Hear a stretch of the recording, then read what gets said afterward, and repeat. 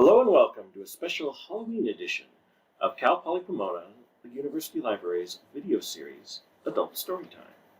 My name is Sean Heron, and I will be your host as we delve into Edgar Allan Poe's classic tale of dread and atmospheric horror, The Fall of the House of Usher. First, a little background on the author. Friend of the show, Edgar Allan Poe was born in Boston in 1809, the son of two actors. As a young man, he attended the University of Virginia and was later accepted into West Point, where he would drop out after having a bit of a nervous breakdown. While Poe is perhaps best known for his works of Gothic horror, he was a prolific writer of short stories across many genres, including satire and some of the first detective fiction. He is also, of course, known for his poetry, of which another old Halloween favorite, The Raven, is probably his most famous work. Poe died in 1849 at the age of 40, likely due to complications from alcoholism, as he was a notoriously heavy drinker. The legacy of his work has long outlived him, influencing writers and producers such as H.P. Lovecraft, Alfred Hitchcock, and Stephen King. And now, without further ado, we present The Fall of the House of Usher, which was first published in 1839 in Burton's Gentleman's Magazine, and then included in Poe's 1840 collection of stories, Tales of the Grotesque and Arabesque.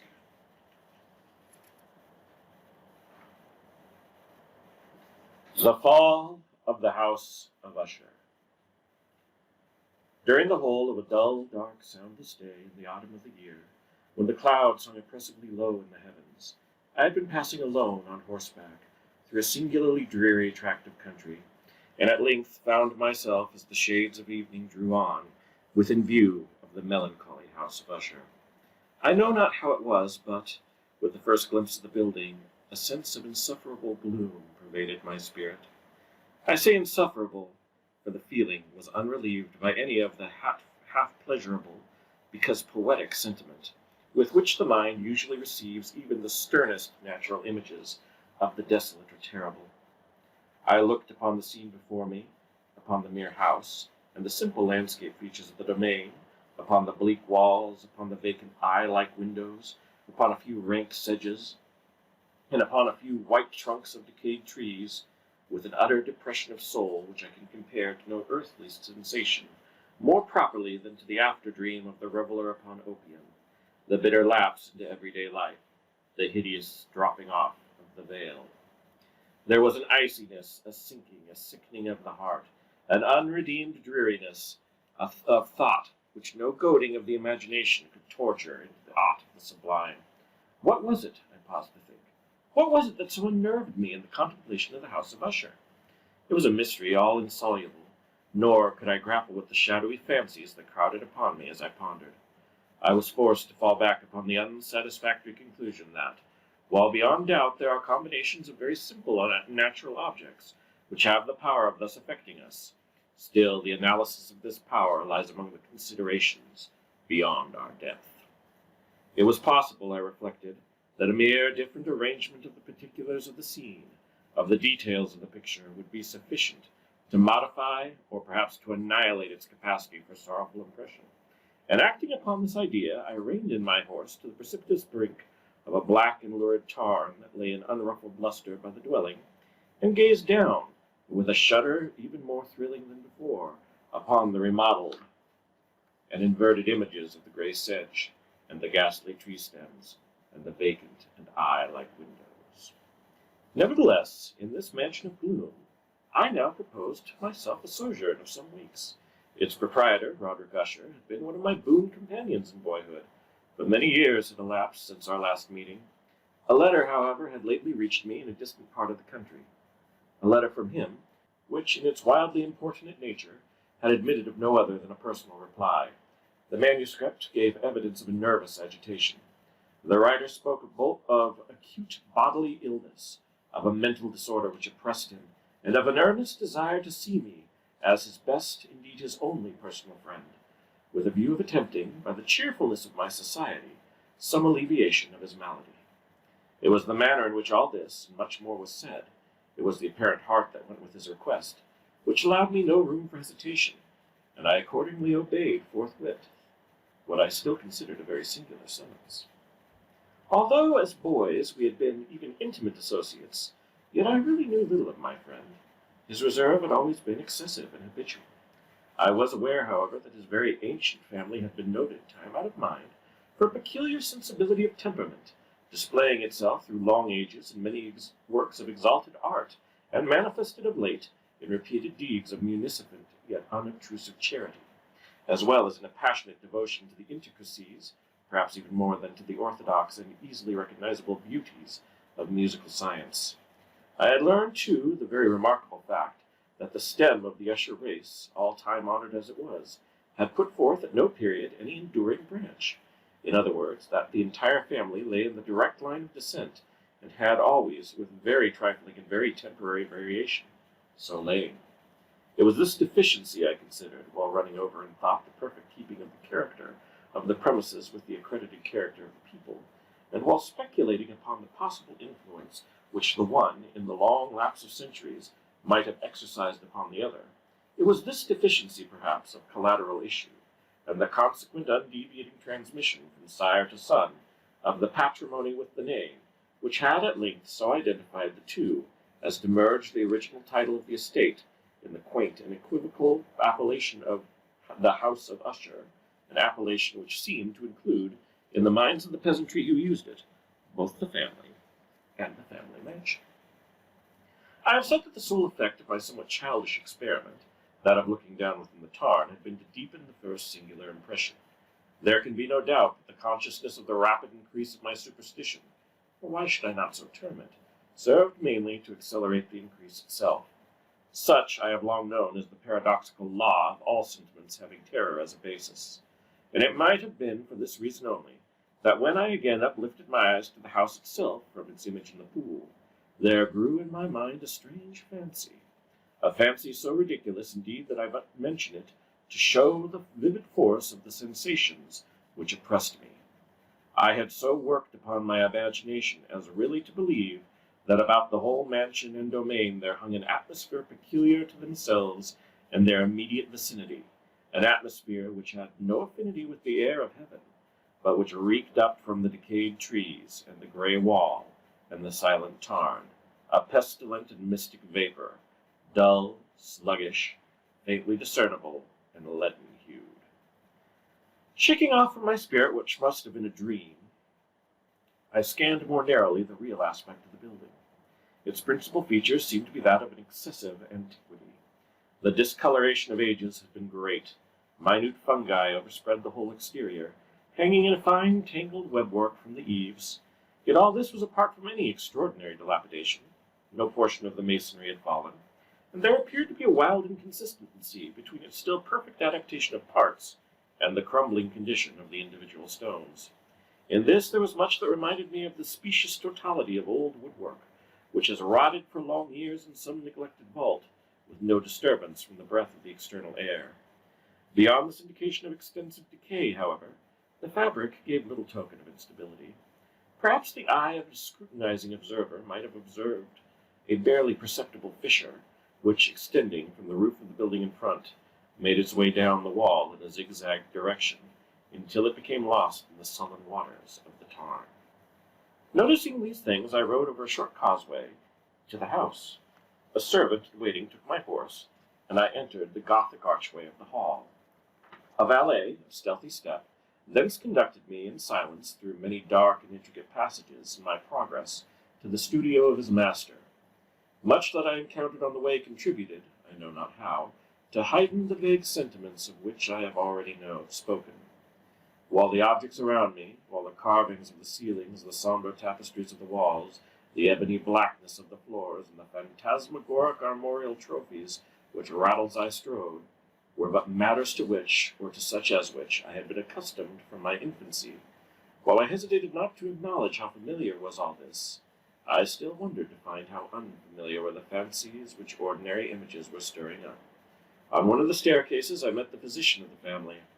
His countenance, I thought, wore a mingled expression of low cunning and perplexity. He accosted me with trepidation, and passed on. The valet now threw open a door, and ushered me in to the presence of his master. The room in which I found myself was very large and lofty. The windows were long, narrow, and pointed, and at so vast a distance from the black oaken floor as to be altogether inaccessible from within. Feeble gleams of encrimsoned light made their way through the trellised panes, and served to render sufficiently distinct the more prominent objects around. The eye, however, struggled in vain to reach the remoter angles of the chamber, or the recesses of the vaulted and fretted ceiling. Dark draperies hung upon the walls. The general furniture was profuse, comfortless, antique, and tattered. Many books and musical instruments lay scattered about, but failed to give any vitality to the scene. I felt that I breathed an atmosphere of sorrow. An air of stern, deep, and irredeemable gloom hung over and pervaded all. Upon my entrance, Usher rose from the sofa on which he had been lying at full length, and greeted me with a vivacious warmth which had much in it, I at first thought, of an overdone cordiality, of the constrained effort of the ennuyé man of the world. A glance, however, at his countenance convinced me of his perfect sincerity. We sat down, and for some moments he spoke not. I gazed upon him with a feeling half of pity, half of awe. Surely man had never before been so terribly altered in so brief a period as had Roderick Usher. It was with difficulty that I could admit the identity of the man before me with the companion of my early boyhood, and yet the character of his face had been at all times remarkable. A cadaverousness of complexion, an eye large, liquid, and luminous beyond comparison, lips somewhat thin and very pallid, but of a surprisingly beautiful curve, a nose of a delicate Hebrew model, but with breadth of nostril unusual in similar formations, a finely molded chin speaking in its want of prominence, of a want of moral energy, a hair of a more web-like softness and tenuity. These features, with an inordinate expansion above the regions of the temple, made up altogether a countenance not easily to be forgotten. And now, in the mere exaggeration of the prevailing character of these features, and of the expression that they were wont to convey, lay so much of the change that I doubted to whom I spoke. The now ghastly pallor of the skin, and the now miraculous luster of the eye, above all things startled and even awed me. The silken hair, too, had been suffered to grow all unheeded, and as, in its wild gossamer texture, it floated rather than fell about the face, I could not, even with effort, connect its arabesque expression with any idea of simple humanity.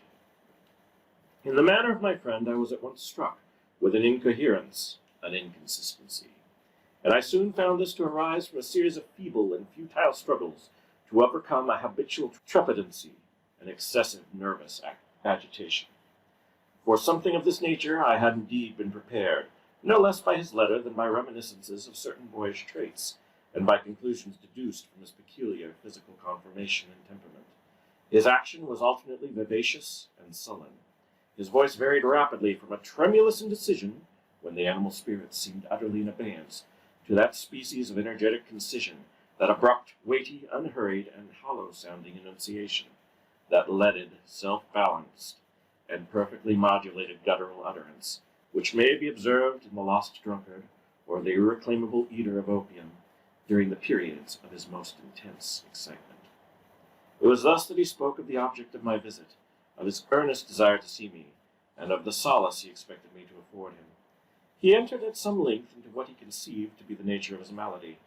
It was, he said, a constitutional and a family evil, and one for which he despaired to find a remedy, a mere nervous affectation, he immediately added, which would undoubtedly soon pass off. It displayed itself in a host of unnatural sensations. Some of these, as he detailed them, interested and bewildered me, although perhaps the terms and the general manner of the narration had their weight. He suffered much from a morbid acuteness of the senses. The most insipid food alone was endurable. He could wear only garments of certain texture. The odors of all flowers were oppressive. His eyes were tortured even by a faint light, and there were but peculiar sounds, and these from stringed instruments, which did not inspire him with horror. To an anomalous species of terror I found him a bounden slave. "I shall perish," said he. "I must perish in this deplorable folly. Thus, and not otherwise, shall I be lost. I dread the events of the future, not in themselves, but in their results. I shudder at the thought of any, even the most trivial incident, which may operate upon this intolerable agitation of soul. I have indeed no abhorrence of danger, except in its absolute effect, in terror. In this unnerved, in this piteous condition, I feel that the period will sooner or later arrive when I must abandon life and reason altogether in some struggle with the grim phantasm, fear. I learned, moreover, at intervals, and through broken and equivocal hints, another singular feature of his mental condition. He was enchained by certain superstitious impressions in regard to the dwelling which he tenanted, and whence for many years he had never ventured forth, in regard to an influence whose superstitious force was conveyed in terms too shadowy here to be restated, an influence which some peculiarities in the mere form and substance of his family mansion had by dint of long sufferance, he said, obtained over his spirit, an effect which the physique of the grey walls and turrets, and of the dim tarn into which they all looked down, had at length brought about upon the moral of his existence. He admitted, however, although with hesitation, that much of the peculiar gloom which thus affected him could be traced to a more natural and far more palpable origin, to the severe and long-continued illness, indeed to the evidently approaching dissolution, of a tenderly beloved sister, his sole companion for long years, his last and only relative on earth. Her decease, he said with a bitterness I can never forget, would leave him the hopeless and the frail, the last of the ancient race of the Ushers. While he spoke, the Lady Madeline, for so was she called, passed slowly through a remote portion of the apartment, and, without having noticed my presence, disappeared. I regarded her with an utter astonishment not unmingled with dread, and yet I found it impossible to account for such feelings. A sensation of stupor oppressed me, as my eyes followed her retreating steps.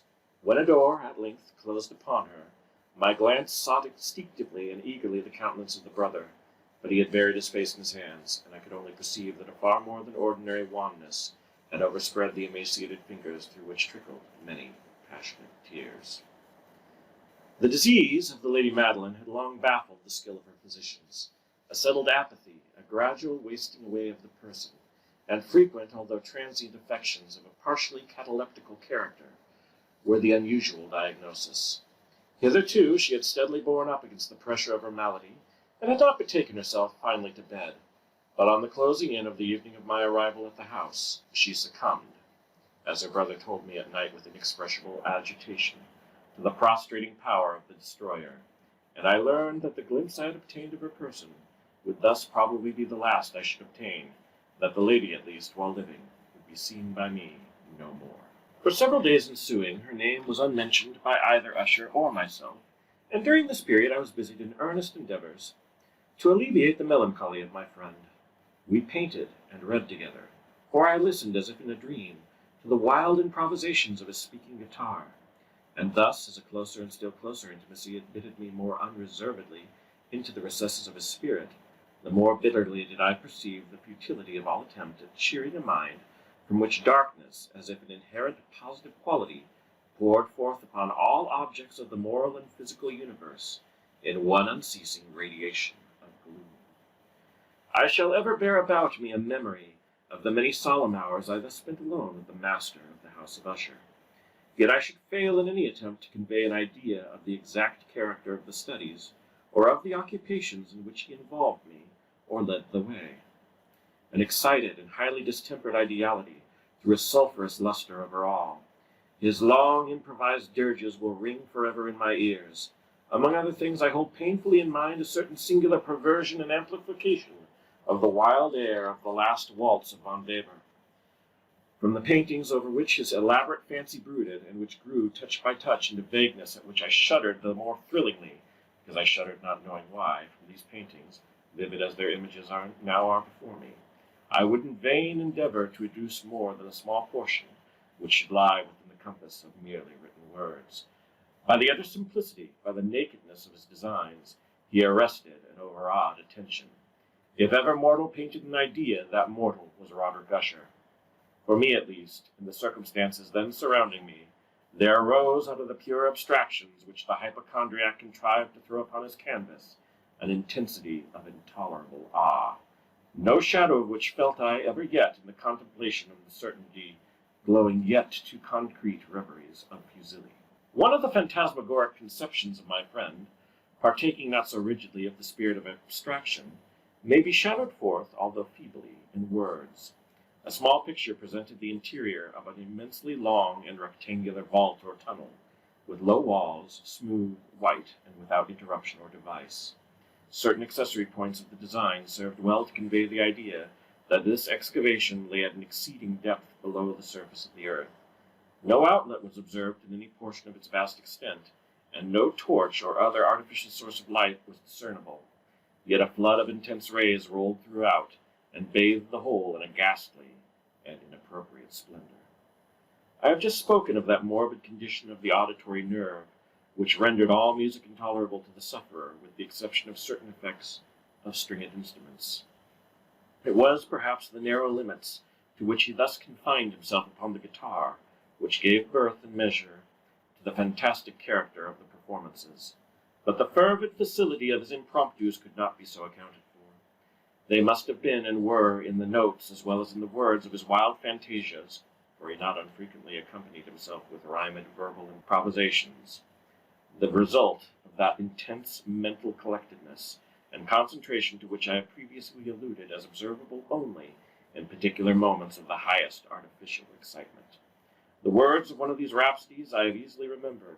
I was perhaps the more forcibly impressed with it, as he gave it because, in the under or mystic current of its meaning, I fancied that I perceived, and for the first time, a full consciousness on the part of Usher, of the tottering of his lofty reason upon her throne.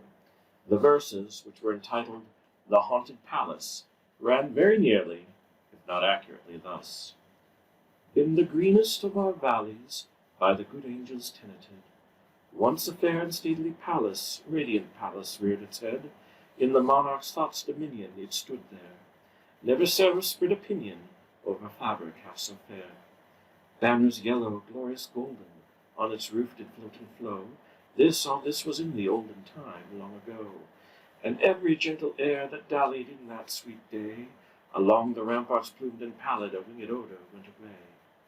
Wanderers in that happy valley, though two luminous windows saw, spirits moving musically to a lute's well-tuned law, round about a throne where sitting Porphyriogene, in statist glory well befitting the ruler of the realm, was seen. And all with pearl and ruby glowing was the fair palace door, through which came flowing, and sparkling evermore, a troop of echoes whose sweet duty was but to sing, in voices of surpassing beauty, the wit and wisdom of their king. But evil things in robes of sorrow assailed the monarch's high estate.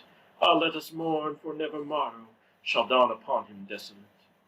And round about his home the glory that blushed and bloomed is but a dim remembered story of the old time entombed. And travellers now within that valley, through the red-litten windows see vast forms that move fantastically to discordant melody. And while like a ghastly river through the pale door a hideous throng rush out forever, and laugh but smile no more. I well remember that suggestions arising from this ballad led us into a train of thought wherein there became manifest an opinion of Usher's, which I mention not so much on account of its novelty, for other men have thought thus, as on account of the pertinacity with which he maintained it. This opinion, in its general form, was that of the sentience of all vegetable things. But in his disordered fancy, the idea had assumed a more daring character, and trespassed, under certain conditions, upon the kingdom of inorganization. I lack words to express the full extent, or the earnest abandon of his persuasion. The belief, however, was connected, as I have previously hinted, with the grey stones of the home of his forefathers. The conditions of the sentience had been here, he imagined, fulfilled in the method of collocation of these stones, in the order of their arrangement, as well as in that of the many fungi which overspread them, and of the decayed trees which stood around, above all, in the long undisturbed endurance of this arrangement, and its reduplication in the still waters of the tarn. Its evidence, the evidence of the sentience, was to be seen, he said, and here I started as he spoke, in the gradual yet certain condensation of an atmosphere of their own about the waters and the walls. The result was discoverable, he added, in that silent yet importunate and terrible influence which for centuries had molded the destinies of his family, and which made him what I now saw him, what he was. Such opinions need no comment, and I will make none. Our books, the books which for years had formed no small portion of the mental existence of the invalid, were, as might be supposed, in strict keeping with this character of phantasm. We pored over together such works as the Verte Chartreuse of Grasset, the Belphegor of Machiavelli, the Heaven and Hell of Swedenborg, the Subterranean Voyage of Nicholas Klim by Holberg, the Chiromancy of Robert Flood, of Jean d'Indagne, and of De la Chambre, the Journey into the Blue Distance of Tieck, and the City of the Sun by Campanella. One favorite volume was a small octavo edition of the Directorium Inquisitorum by the Dominican Aymeric de Giron, and there were passages in Pomponius Mela about the old African satyrs and Egyptians, over which Usher would sit dreaming for hours. His chief delight, however, was found in the perusal of an exceedingly rare and curious book in Quarto Gothic, the Manual of a Forgotten Church, the Vigiliae Morutorium Secundum Quorum Ecclesiae Magunciae. I could not help thinking of the wild ritual of this work, and of its probable influence upon the hypochondriac, when one evening, having informed me abruptly that the Lady Madeline was no more, he stated his intention of preserving her corpse for a fortnight, previous to its final interment, in one of the numerous vaults within the main walls of the building. The worldly reason, however, assigned for the singular proceeding was one that I did not feel at liberty to dispute. The brother had been led to his resolution, so he told me, by consideration of the unusual character of the malady of the deceased, of certain obtrusive and eager inquiries on the part of her medical men, and of the remote and exposed situation of the burial ground of the family. I will not deny that when called upon to mind the sinister countenance of the person whom I met upon the staircase on the day of my arrival at the house, I had no desire to oppose what I regarded as, at best, but a harmless, and by no means an unnatural, precaution. At the request of Usher, I personally abided him in the arrangements for the temporary entombment. The body having been encoffined, we two alone bore it to its rest. The vault in which we placed it, and which had been so long unopened that our torches, half smothered in its oppressive atmosphere, gave us little opportunity for investigation, was small, damp, and entirely without means of admission for light, lying at great depth immediately beneath that portion of the building in which was my own sleeping apartment. It had been used, apparently in remote feudal times, for the worst purposes of a donjon keep, and in later days as a place of deposit for powder, or some other highly combustible substance, as a portion of its floor and the whole interior of a long archway through which we reached were carefully sheathed in copper. The door, of massive iron, had been also similarly protected. Its immense weight caused an unusually sharp grating sound as it moved upon its hinges. Having deposited our mournful burden upon trestles within this region of horror, we partially turned aside the yet unscrewed lid of the coffin, and looked down upon the face of the tenant. A striking similitude between the brother and sister now first attested my attention. And Usher, divining perhaps my thoughts, murmured out some few words from which I learned that the deceased and himself had been twins, and that sympathies of a scarcely intelligible nature had always existed between them. Our glances, however, rested not long upon the dead, for we could not regard her unawed. The disease, which had thus entombed the lady in the maturity of youth, had left, as usual in all maladies of a strictly cataleptical character, the mockery of a faint blush upon the bosom and the face, and that suspiciously lingering smile upon the lip, which is so terrible in death. We replaced and screwed down the lid, and, having secured the door of iron, made our way with toil into the scarcely less gloomy apartments of the upper portion of the house. And now, some days of bitter grief having elapsed, an observable change came over the features of the mental disorder of my friend. His ordinary manner had vanished. His ordinary occupations were neglected or forgotten. He roamed from chamber to chamber with hurried, unequal, and objectless step. The pallor of his countenance had assumed, if possible, a more ghastly hue, but the luminousness of his eye had utterly gone out. The once occasional huskiness of his tone was heard no more, and a tremulous quaver, as if of extreme terror, habitually characterized his utterance. There were times, indeed, when I thought his unceasingly agitated mind was laboring with some oppressive secret, to divulge which he struggled for the necessary courage. At times, again, I was obliged to resolve all into the mere inexplicable vagaries of madness, for I beheld him gazing upon a vacancy for long hours in an attitude of the profoundest attention, as if listening to some imaginary sound. It was no wonder that his condition terrified, that it infected me. I felt creeping upon me by slow yet certain degrees the wild influences of his own fantastic yet impressive superstitions. It was especially upon retiring to bed late in the night of the 7th or 8th day after placing of the Lady Madeline within the donjon that I experienced the full power of such feelings. Sleep came not near my couch, while the hours waned and waned away. I struggled to reason off the nervousness which had dominion over me. I endeavored to believe that much, if not all of what I felt, was due to the bewildering influence of the gloomy furniture of the room, of the dark and tattered draperies, which, tortured into motion by the breath of a rising tempest, swayed fitfully to and fro upon the walls and rustled uneasily about the decorations of the bed. But my efforts were fruitless. An irrepressible tremor gradually pervaded my frame, and at length there sat upon my very heart an incubus of utterly causeless alarm.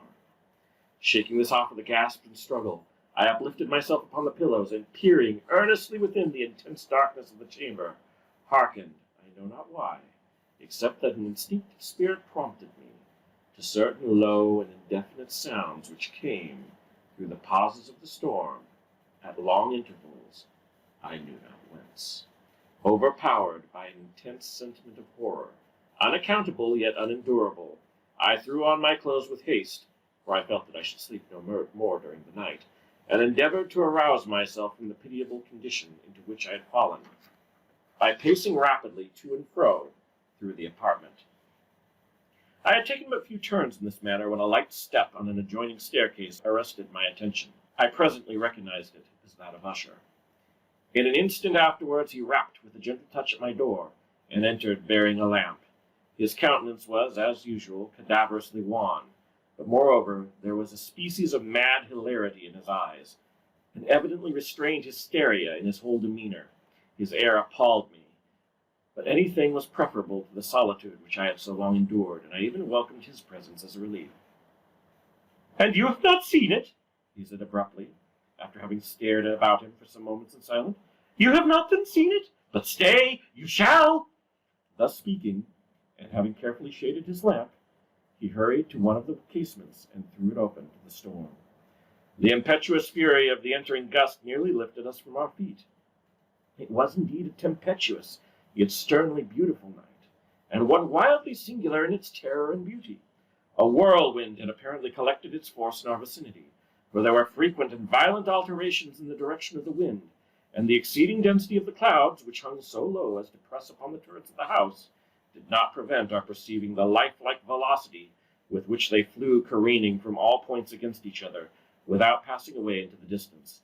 I say that even their exceeding density did not prevent our perceiving this, yet we had no glimpse of the moon or stars, nor was there any flashing forth of the lightning, but the under surfaces of the huge masses of agitated vapor, as well as all terrestrial objects immediately around us, were glowing in the unnatural light of a faintly luminous and distinctly visible gaseous exhalation, which hung about and enshrouded the mansion.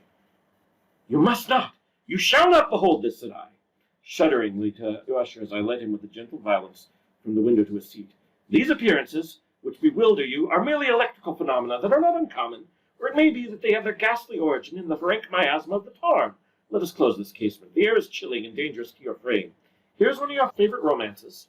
I will read, and you shall listen, and so we shall pass away this terrible night together." The antique volume which I had taken up was The Mad Tryst of Sir Launcelot Canning, but I had called it a favorite of Usher's more in sad jest than in earnest, for in truth there is little in its uncouth and unimaginative proximity which could have interest for the lofty and spiritual ideality of my friend. It was, however, the only book immediately at hand, and I indulged a vague hope that the excitement which now agitated the hypochondriac might find relief, for the history of mental disorder is full of similar anomalies, even in the extremeness of the folly which I should now read. Could I have judged, indeed, by the wild, overstrained air of vivacity with which he hearkened, or apparently hearkened to the words of the tale, I might well have congratulated myself on the success of my design. I had arrived at that well-known portion of the story where Ethelred, the hero of the tryst, having sought in vain for peaceable admission to the dwelling of the hermit, proceeds to make good an entrance by force. Here it will be remembered the words of the narrative run thus: And Ethelred, who was by nature of a doughty heart, and who was now mighty withal, on account of the powerfulness of the wine which he had drunken, waited no longer to hold parley with the hermit, who in sooth was of an obstinate and maliceful turn, but, feeling the rain upon his shoulders, and fearing the rising of the tempest, uplifted his mace outright, and with blows made quickly room in the plankings of the door for his gauntletless hand. And now, pulling therewith sturdily, he so cracked and ripped and tore all asunder, that the noise of the dry and hollow-sounding wood alarmed and reverberated throughout the forest. At the termination of this sentence I started, and for a moment paused, for it appeared to me, although I at once concluded that my excited fancy had deceived me, it appeared to me that, from some very remote portion of the mansion, there came indistinctly to my ears what might have been, in its exact similarity of character, the echo, but a stifled and dull one certainly, of the very cracking and ripping sound which Sir Launcelot had so particularly described. It was, beyond doubt, the coincidence alone which had arrested my attention, for amid the rattling of the sashes of the casements, and the ordinary commingled noises of the still increasing storm, the sound in itself had nothing, surely, which should have interested or disturbed me. I continued the story. But the good champion Ethelred, now entering within the door, was sore enraged and amazed to perceive no signal of the maliceful hermit, but in the stead thereof a dragon of scaly and prodigious demeanour, and of a fiery tongue, which sat in guard before a palace of gold, with a floor of silver, and upon the wall there hung a shield of shining brass, with this legend enwritten: Who entereth herein, a conqueror hath been, who slayeth the dragon, the shield he shall win. And Ethelred uplifted his mace, and struck upon the head of the dragon, which fell before him, and gave up his pesty breath with a shriek so horrid and harsh, and withal so piercing, that Ethelred had fain to close his ears, with his hands against the dreadful noise, the like whereof was never before heard. Here again I paused abruptly, and now with a feeling of wild amazement, for there could be no doubt whatever that in this instance I actually did hear, although from what direction it proceeded I found it impossible to say, a low and apparently distant but harsh, protracted, and most unusual screaming or grating sound, the exact counterpart of what my fancy had already conjured up for the dragon's unnatural shriek, as described by the romancer. Oppressed, as I certainly was upon the occurrence of the second and most extraordinary coincidence, by 1,000 conflicting sensations in which wonder and extreme terror were predominant, I still retained sufficient presence of mind to avoid exciting by any observation the sensitive nervousness of my companion. I was by no means certain that he had noticed the sounds in question, although assuredly a strange alteration had, during the last few minutes, taken place in his demeanour. From a position fronting my own, he had gradually brought round his chair, so as to sit with his face toward the door of the chamber, and thus I could but partially perceive his features, although I saw that his lips trembled, as if he were murmuring inaudibly. His head had dropped upon his breast, yet I knew he was not asleep from the wide and rigid opening of the eye as I caught a glance of it in profile. The motion of his body, too, was at variance with his idea, for he rocked from side to side with a gentle, yet constant and uniform sway. Having rapidly taken notice of all of this, I resumed the narrative of Sir Launcelot, which thus proceeded. And now the champion, having escaped from the terrible fury of the dragon, bethinking himself of the brazen shield and of the breaking up of the enchantment which was upon it, removed the carcass from out of the way before him, and approached valorously over the silver pavement of the castle to where the shield was upon the wall, which in sooth tarried not for his full coming, but fell down at his feet upon the silver floor, with a mighty, great, and terrible ringing sound. No sooner had these syllables passed my lips, than, as if a shield of brass had indeed, at the moment fallen heavily upon a floor of silver, I became aware of a distinct, hollow, metallic, and clangorous, yet apparently muffled reverberation. Completely unnerved, I leapt to my feet, but the measured rocking movement of Usher was undisturbed. I rushed to the chair in which he sat. His eyes were bent fixedly before him, and throughout his whole countenance there reigned a stony rigidity. But as I placed my hand upon his shoulder, there came a strong shudder over his whole person. A sickly smile quivered about his lips, and I saw that he spoke in a low, hurried, and gibbering murmur, as if unconscious of my presence. Bending closely over him, I at length drank in the hideous import of his words. Not hear it? Yes, I hear it, and have heard it. Long, long, many minutes, many hours, many days I have heard it. Yet I dared not. Oh, pity me, miserable wretch that I am. I dared not to speak. We have put her living in the tomb. Said I not that my senses were acute?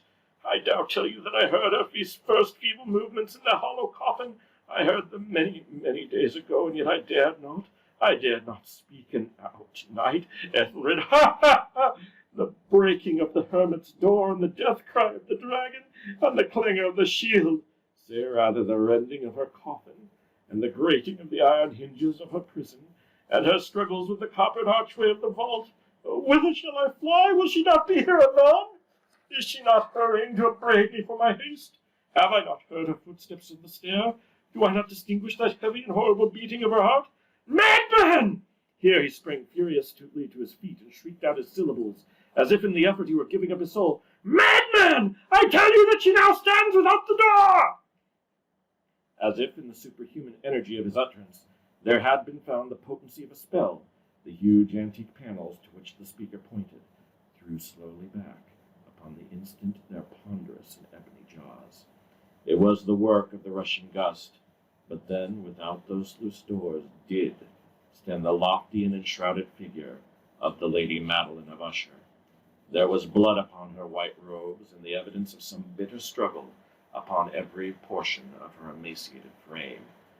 For a moment she remained trembling and reeling to and fro upon the step threshold, and then, with a low, moaning cry, fell heavily inward upon the person of her brother, and in her violent and now final death agonies, bore him to the floor a corpse, and a victim to the terrors he had anticipated. From that chamber and from that mansion I fled aghast. The storm was still abroad in all its wrath as I found myself crossing the old causeway. Suddenly there shot along the path a wild light, and I turned to see whence a gleam so unusual could have issued, for the vast house and its shadows were alone behind me. The radiance was that of a full setting and blood-red moon, which now shone vividly through that once barely discernible fissure of which I had before spoken as extending from the roof of the building in a zigzag direction to the base. While I gazed, this fissure rapidly widened, and there came a fierce breath of the whirlwind. The entire orb of the satellite burst at once upon my sight, and my brain reeled as I saw the mighty walls rushing asunder. There was a long and tumultuous shouting sound like the voice of 1,000 waters, and the deep and dark tarn at my feet closed sullenly and silently over the fragments of the house of Usher. The end.